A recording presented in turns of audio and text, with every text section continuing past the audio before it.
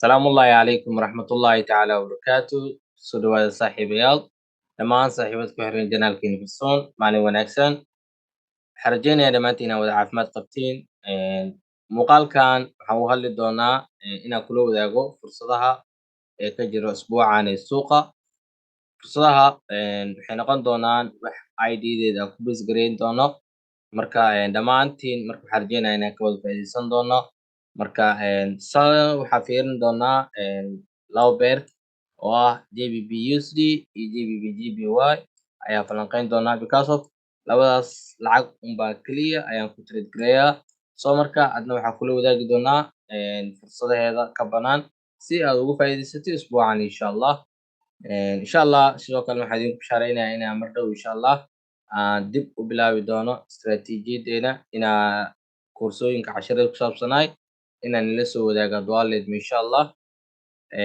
aadan u mahadsantihiin sida maxaa la dhahaa quruxda badan oo muuqaalada aa ugu falgashiin oo u like gareysiin marka aad ayadan ugu mahadsantihiin marka muuqaalkeena marka intaanan u gudbin analyze-ka iyo taxliilinta kow horta waxaa la rabaa intaadan analyze-ka iyo wixii inaadan sameynin waxaa ka horeysa laba qodob qodobka koowaad waxaa waa horta inaad chartiskaaga aa hagaagsatid soo hagaajista hadda waa ujeedaa nadiifa ka wada dhigtay soo marka lama rabo adoo trade hore lines hore ee meesha kuusoo saarnaayeen oo kale inaad aadi waa falanqeynaa soo marka taas waxay keeni kartaa in wixii dhan ay iskaa qasmaan soo marka koowaad waxaa lagaa rabaabo inaad iska trade gareysid wax walba oo drawing meesha kugu sawirnay chartskaaga waxaa iisoo baxay jaad nadiif ah soo markuu jaadka nadiifka noqdo waxaa u baahan tahay inaa maadaama candleskan hadda ani uma jeedo hoosta iskaga jiraan xoogaa yariis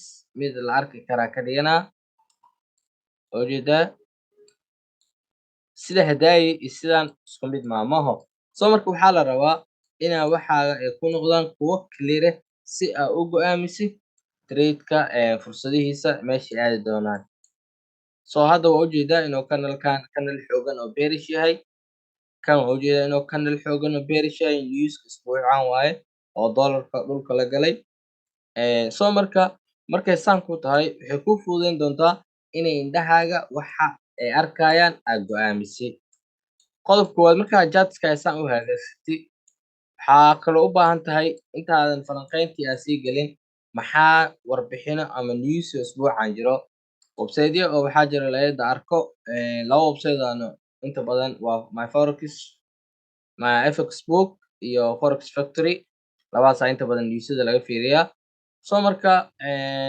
markaas la fiirino inta badan my FX book aa isticmaalaa isaga newsyada usbuucan oo ugu muhiimsana waxaa laga rabaa marka inaa highlight gareysatid si aa u ogaatid maalmahaas inay noqon doonaan maalmo suuqa oo volume yeeshay soo hadoo kale arbacada oo kale waxaa laga yaabaa in hadda wax news weyn uma jeedno marka keliya waa soconaysaa talaadadoo kale AUD wax ka jiraan markaas taas ma ku trade gareyno laakiin hadaa ku trade gareyso waa inaa iska ogaataa Canadianka iyada news ka jiro oo CPI da jirto formal minutes kan ugu jiraa talaadada waxaa rajeynayaa marka in waqti dambana waaye oo 4 saac meelahaas 6 saac waaye 4 saac waaye soo marka waxaa laga rabaa marka inaan newsyadaas jiro oo maxaa la dhahaa highlight gareysatid oo aad la socotid soo markaa inta kasoo dhamaano aan ogaano inta maalmood ee newska jiro iyo saameyntooda ay kala leeyihiin waxaa u baahan markaas kadib ayaa waxaa aadaynaa inaa wixii falanqeyno soo marka falanqeynteena isla aragna marka iyo fursadaha sida waadi doonaa kow horta lacagaha waxaan ka bilaabi doonaa inaan falanqeyno lacagta loo yaqaano DXY-ga DXY-ga maxaa waaye waa lacagta dollarka oo keliya waaye fahmino DXY-ga ayaa markood waxaa sameyneynaa iyada ayaan falanqeyneynaa marka iyada markaa falanqeyno iyada waxayna siinaya marka fursadaha dollarka sida uu yahay xaaladda dollarka ku sugan yahay dollarka ma downa mise waa up mar walba uu dollarka down yahay lacagaha kasoo horjeeda waxay noqon doonaan up mar walba uu dollarka up yahayne lacagaha la lamaanana waxay noqon doonaan down soo marka that's marka waxay kusinaysaa fikrad oo muhiim ah oo gaaban oo maxaa la dhahaa go'aankaaga ku base gareyn kartid. Marka ayada ayaan ka bilaabi doonaa. Inta badan istiraatiijiyadeena waxay ku base gareysan tahay in maxaa la dhahaa 4 hourska waaye. Adiga waxaa laga yaabaa inaa daily kasoo bilaawdo ama weekly-ga balse istiraatiijiyada aan isticmaalo 4 hourska ayaa key time frame waye. 4 hourska maxaa ka fiirineynaa marka xaaladda suuqa ee markaas lacagtaas. Kow horta waxaa la rabaa marka koowaad structure-ka suuqa noocee waaye. Hadda saan u wada joogno indhaheyna ay qabanayaan structure-ka suuqa waa mid down ah. Okay, waan go'aansaday structure-ka inuu yahay suuq down ah. Labo, maadaama suuqan uu down yahay clear focus-ka waxaan saari doonaa in lacagtan laga raadiyo fursado sell ah. Means waxaa waaye dollarka wuxuu noqon doonaa mid down ah oo bearish ah. Labo, marka structure-kii go'aamiyo face-ka suuqa oo ku jiro noocee waaye. Face-ka hadda suuqa u jeedno waxaa waaye waa push face oo ahay pullback oo sameeyey. So let's see suuqan strong-kii push oo ahay kadib wuxuu sameeyey pullback oo sameeyey oo low high haddana inta uu sameeyey waa la celiyey. Low high kaloo sameeyey oo ah double top haddana suuqa wuxuu soo sameeyey push face oo low cusub uu sameeyey. So marka wuxuu sameynaa low high inuu sameeyo ayuu then sidaas ayuu usii daadan doonaa. So marka waxaa ujeedaa in suuqa uu yahay mid maxaa la dhahaa down ah. And then markaas intan waa major high-geygii. So simple marka waxay noqon doontaa lacagta oo dollarka waxaa u falanqeeyey inay tahay lacag oo maxaa la dhahaa oo bearish oo down ah. Suuqa marka face-ka uu ku jiro marka maxaa waaye waa hadda waa suuq push face ah ama impulse uu ku jiraa ama dhaqaaqa uu ku jiraa. So dhaqaaqa markuu ku jiro waxaa la rabaa marka inuu suuqa sameeyo si dhaqaaq xoogan u sii dhaco inuu suuqa pullback sameeyo ama nasasho inuu meeshan ka sameeyo. Nasasho markuu sameeyana inuu soo qaato dhaqaaqan aadka u xoogan. So marka fursadda kaliya ee dollarka ay noqon doonto usbuucan la rajeynayo waxaa waaye inuu noqdo mid down ah. Marka muhiimadda ku sugeynaa marka waxay tahay inuu dhaqaaqan yariiska saan soo dhaho and then oo pullback sameeyo ama nasashadaas markaasina uu soo daato ilaa intuu gaari karaa markaas. Inta haddii xoogaa zoom soo dhahdo waxaa ujeednaa in suuqan meesha laga celin karo inay tahay halkaas ugu dhow. Sidoo kale meeshan waa suurtagal maxaa yeelay inta wuu soo jebiyey waa ujeedaa dhaqaaqa meeshan ugu hooseysay traffic jam-kan wuu soo jebiyey isaga. So marka meesha fursadda ugu dambeyso laga celin karo waxay noqon doontaa halkan.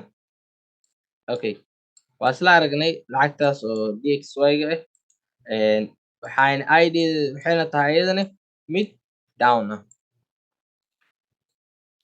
Okay, waxaan aadi doonaa marka beerka xigo. Beerka xigo ama lacagta xigta waxay noqon doontaa JBP USD ayaa iyadana falanqeyn doonaa. Ayadana process-keeda oo falanqeynta waa iska kooban yahay maxaa yeelay wax walbo waxaa xukmiyo dollarka. Maadaama lacagtan ay lacag dollarka ku lamaaneysan tahay saa hore usoo sheegna waxaa waaye mar walba uu dollarka yahay jihadiisa hoos lacagaha kale waxay noqon doonaan kor. Mar walba uu dollarka yahay mid kor u socdo ama up ah lacagaha kale waxay noqon doonaan down cagsi isku yihiin. So marka JBP USD waxaan ujeedaa 4 hour-kayga suuqa jihadiisa inuu yahay jiho oo up ah. Okay, jihada suuqa waxaa ujeedaa inuu yahay jiha up ah oo ah suuqan wuxuu sameeyey intuu down-kan ugu horeeyey ayuu inta consolidation ka galay oo multiple week rejection ah. And then suuqa wuxuu sameeyey high low uu sameeyey strong high ayaa dhacay oo maxaa la dhahaa newsku high. And then suuqa wuxuu soo sameeyey pullback suuqa haddana kor u noqday and then haddana wuu soo noqday rejection-kii and then hadda marka waxaa ujeednaa suuqa inuu push ku jiro. So marka waxay noqon doontaa marka maadaama suuqa oo push face ku jiro oo pullback-gan inuu soo qaatay oo push-kan wato. So marka waxay noqonee level-kan marka waxaan ka fiirin doonaa laba shay. Kow in maxaa la dhahaa suuqan meeshan toos u jabi ma la dhihi karo, sababtoo ah waxaa laga yaabaa wiigkan oo la simay maybe laga yaabo inuu suuqan inta usoo noqdo kusoo noqdo oo triple tap sameeyo and then uu toos u jabiyo, ama inaan sugno suuqan inta yariista ah oo intaan ka buuxinayo.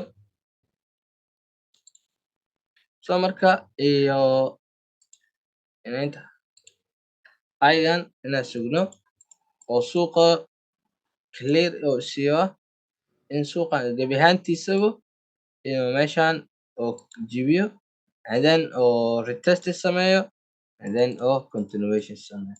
Way suurtagal inay sameyso.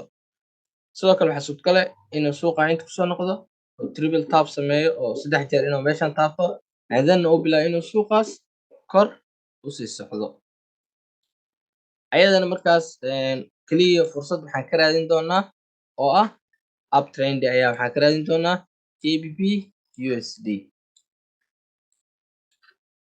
hourka. Kadib marka time frame-yada kale waa 1 hourka iyo 30 minutes-ka markii trade-ka oo entry ayaa ka fiirsan doontaa iyo process kale waaye.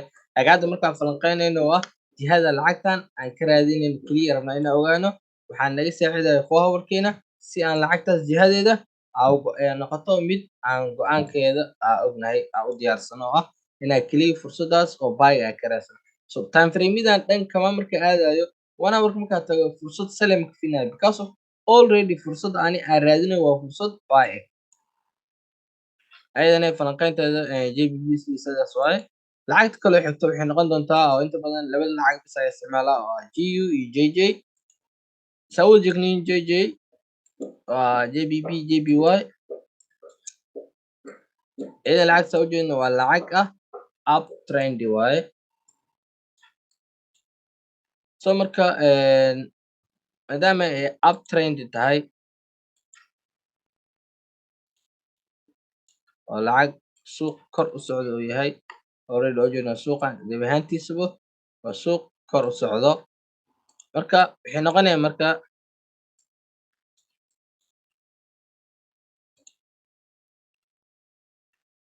maadaama inta dhaqaaq uu ka jiro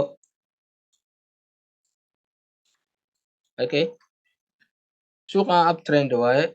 Suuqan meesha ugu sareyso is this.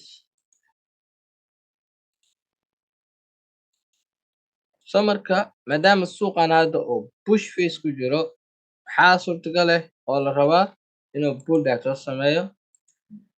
Pullback markuu sameeyo oo double top sameysto inta imaado kale inuu suuqaas halkaas soo taabto saan rajeynayno oo u falanqeynay ayuu sidaas waaye.